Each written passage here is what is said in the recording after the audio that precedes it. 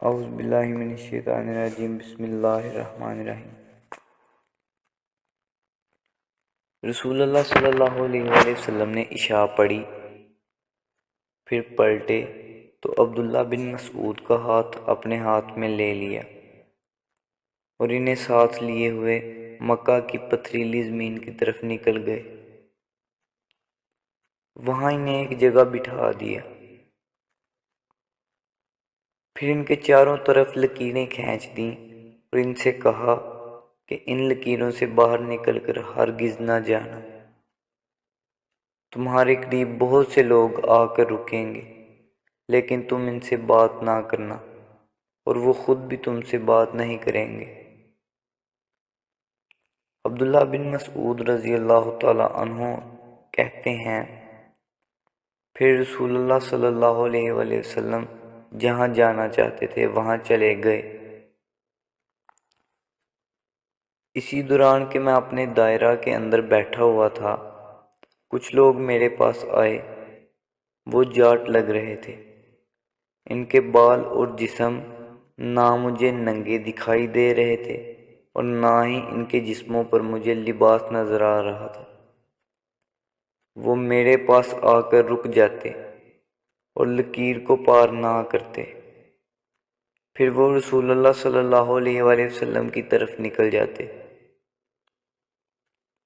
یہاں تک کہ جب رات ختم ہونے کو آئی تو آپ صلی اللہ علیہ وآلہ وسلم میرے پاس تشریف لائے۔ میں بیٹھا ہوا تھا تو آپ صلی اللہ علیہ وآلہ وسلم نے فرمایا، رات ہی سے اپنے آپ کو دیکھتا ہوں،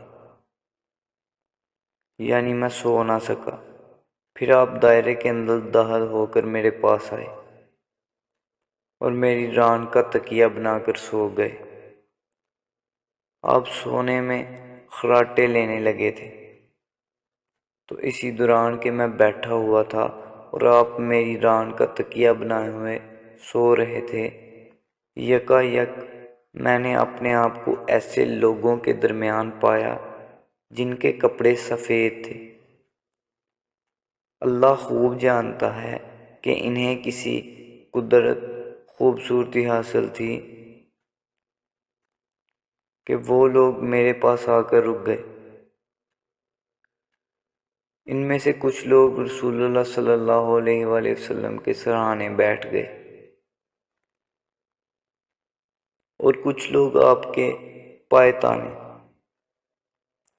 پھر ان لوگوں نے آپس میں باتیں کرتے ہوئے کہا، ہم نے کسی بندے کو کبھی نہیں دیکھا جسے اتنا ملا ہو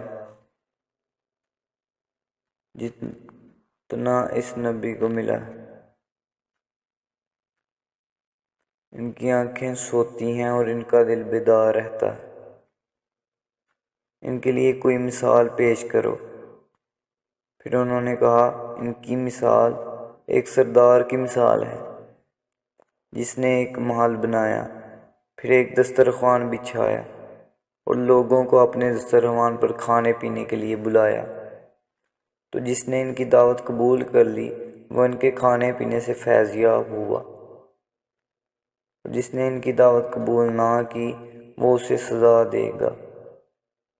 پھر وہ لوگ اٹھ کر چلے گئے اور ان کے جاتے ہی رسول اللہ صلی اللہ علیہ وآلہ وسلم بیدار ہو گئے۔